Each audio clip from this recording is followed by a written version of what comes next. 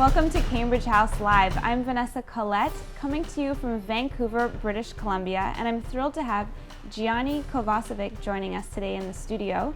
He is a speaker, investor, and author of a brand new book entitled My Electrician Drives a Porsche. Welcome, Gianni. Great to have you with us. Thanks for having me.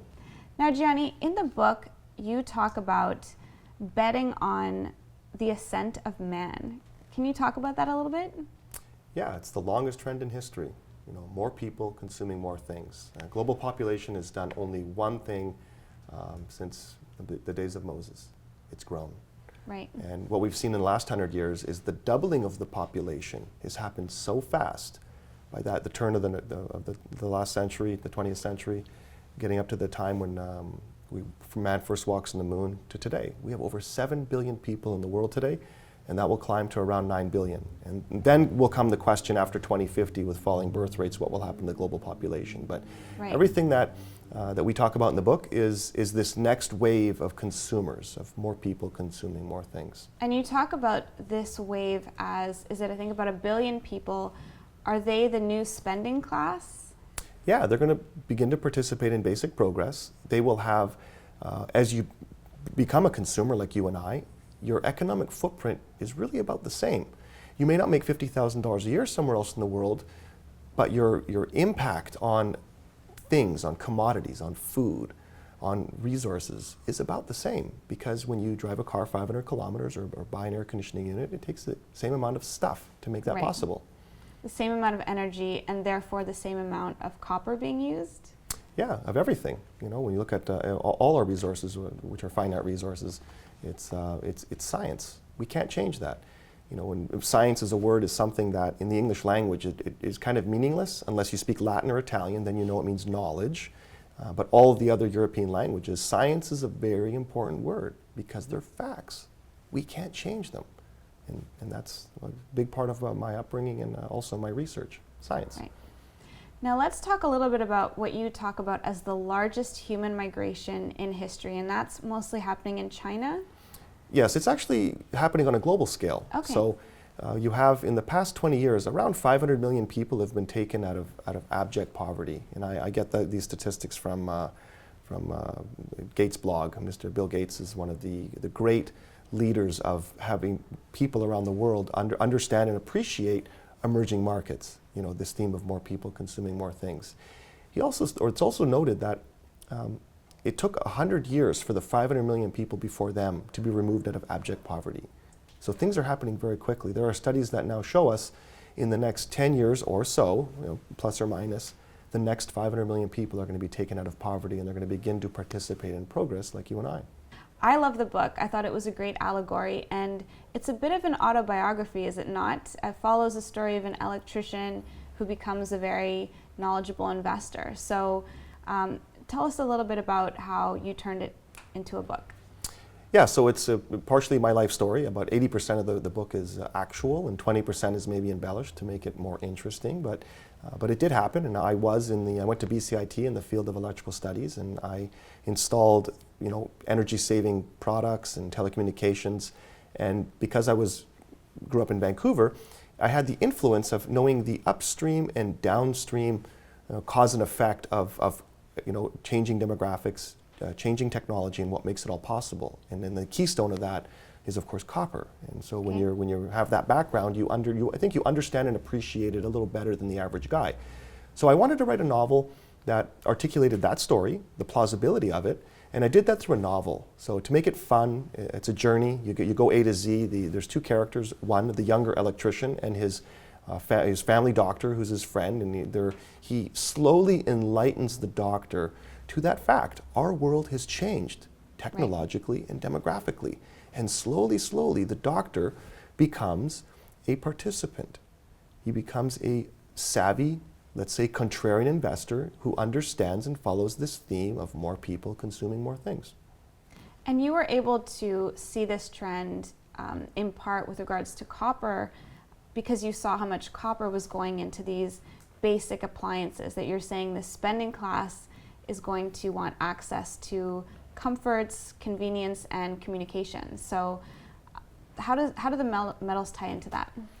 Yeah, copper is the keystone to all of this. So whether it's basic infrastructure, we're talking about energy, electricity, and water, copper, or whether it's the greener and cleaner that we utilize and create electricity, the more that is demanded of copper by a magnitude. 5 to 10 times more copper is required.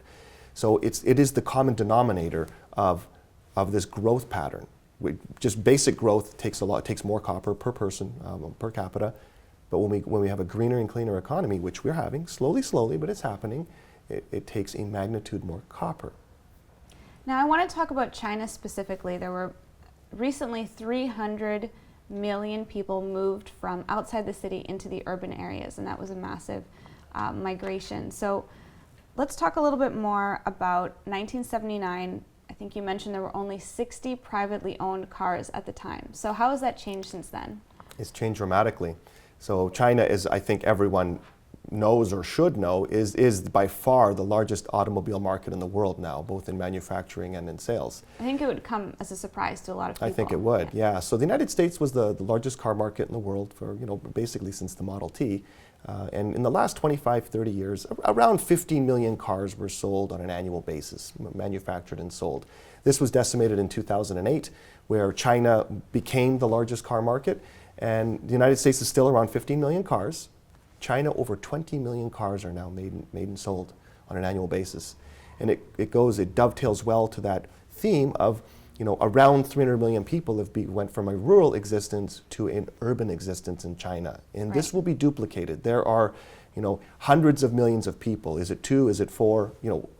Hundreds of millions are going to become urban Chinese. Not just China, it's also a global phenomenon. So this will be amplified yet further, where more people consuming more things, and automobiles is a big part of that. I like how in the book you were able to extrapolate what you thought an approximate amount of Chinese, I guess the middle class would be, based on the number of car sales. Yeah, so I think people have read in the media that there's not a lot of wealthy people in China, and this is not the economic footprint. To reiterate, $10,000 to $15,000 a year, you have probably the same economic footprint as someone in Germany or as in the United States. So to explain that to people, I use the American example, because it's the largest per capita middle class in the world. 300 million people in America, and they were selling around 15 million cars a year to sustain that population. So when you draw the same sort of calculation to China and ask a lot of sophisticated people, how big is this middle or spending class in China? And they say, 20 million, 30 million, 40 million. Well, if China is now selling over 20 million cars a year, let me tell you, there are over 400 million people that have real spending power. They want a new TV, they buy it. They need air conditioning, they buy it. They're buying a car. And sure enough, they're the largest automobile market in the world. And that, I think, surprises a lot of people. Now, Gianni, what are you doing with your investments these days? Are you mostly investing in copper juniors, or what's your approach? Yeah, I'm an absolute believer that copper is going to be one of the investment classes for the next 5 to 10 years. Okay. And there are many, many reasons for that. We could go on for probably an hour, but the easiest way is for people to read the book and understand it from an A to Z sort of philosophy, why it's important. And then it comes back to the basic question, supply and demand. And you have to ask yourself this: where did we use copper? Where do we use copper? But most importantly, where will we use copper? And the same can be applied to where did copper come from? Where does copper come from? And where will future supplies of copper come from? When you understand those 6 points, fundamentally, it takes a while, it takes a lot of research, which is why you go to shows like the Cambridge show, so you get a better understanding. And you want to hear the good opinions and the bad opinions, the bulls and the bears. You can't just listen to people that are typing your line. You want to hear both sides of the argument. But when you have done that, which I have, I'm a world expert in copper, I speak at conferences all over the world, I am of the persuasion that copper is going to be one of the investment classes. And this is something you're going to see on the front page of all the magazines, all the newspapers, all the television shows, where even celebrities eventually will start to support copper because it is the green metal. Now, in the book, you mentioned 5 tips that a very successful investor gave to you. He wrote them down on a napkin, which you ended up framing. What are those 5 tips? Yeah, they're great. They're so simple, but they're so profound, and they all complement each other. And I'll just list them for you here. That if you pay peanuts, you get monkeys. I mean, you know that you can't just read the USA Today or a 50-cent newspaper to get your investment advice. You need specialized information. And I think that's what part of being a participant is all about. Number two, if you need a pencil and paper, it's too close to call. In times like this, where we're at all-time lows, just an overwhelmingly bearish market, the value truly has to punch you in the face. Right. It's got to be so obvious Jumping off the from page. your experience, whether it's 2 years or 10 years of experience. It just screams value, and this is a Warren Buffett sort of logic. Number three, get a passport and use it. Travel the world. It's amazing how many China bears have never been to China. Right. It's amazing how many pundits have never actually, they don't have a world perspective. There's a statistic that says 75% of Americans don't have a passport, which means they've never traveled internationally. Amazing. Yeah. Number four, never invest in the story on page 1. That's the efficient market. Invest in the story on page 16 on its way to page 1. And that is, if anyone that follows Don Cox knows, that is a famous Don Cox-ism, if I want to call it. One of the true thought leaders of our industry who's had a tremendous influence on my life. But I truly believe that. You want to invest in the upcoming story. And the fifth point, which is probably one that cements it all together, surround yourself by the smartest people in the world. And people say, well, how can I do that? Well, the internet age, TED Talks, communications. And most importantly, you have the ability to go to a show like the Cambridge Show in Vancouver, which is a 2-day event, where they're all there.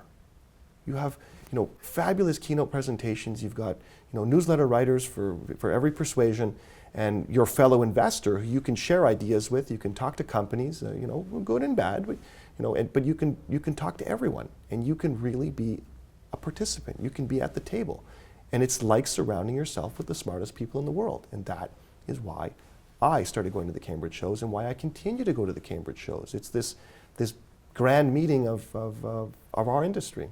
Absolutely. They say you become the average of the 5 people that you surround yourself with, and just as you're saying, at a conference you're able to be in proximity to billionaires and successful investors and gain their knowledge. Will your book be available at the conference? Yeah, absolutely. So because it's very important, I think, that the book is presented to people in our industry, people that have participated since decades, people that are just starting to participate. I think if you're already aware, it reassembles the thought process on why you why you got involved in this theme of more people consuming more things. For new people, I think it makes them more aware and enlightens them. And it's also for I would say 99% of the population that has never participated in this theme, and to make them curious and to make them want to learn more and to come to Cambridge. So to celebrate that, I'm offering the book for $5 to every participant at Cambridge, and I want them to read it. And I want them to be enlightened, and I want them to, through word of mouth, if they enjoy the book, to recommend it to their friends and family. I think it's something that is good for whether you're 20 years old or 80 years old. It is a thought-provoking book for any audience. And it retails on Amazon for $17. Yeah, it's available on Amazon, both in the Kindle version and the paperback version. It's around $17. Yeah. So, and it's good, doing well. Great. Well, we'll look forward to seeing you presenting on January 18th and 19th at the Vancouver Resource Investment Conference. And it was a pleasure having you in studio today, Gianni. Thanks for having me.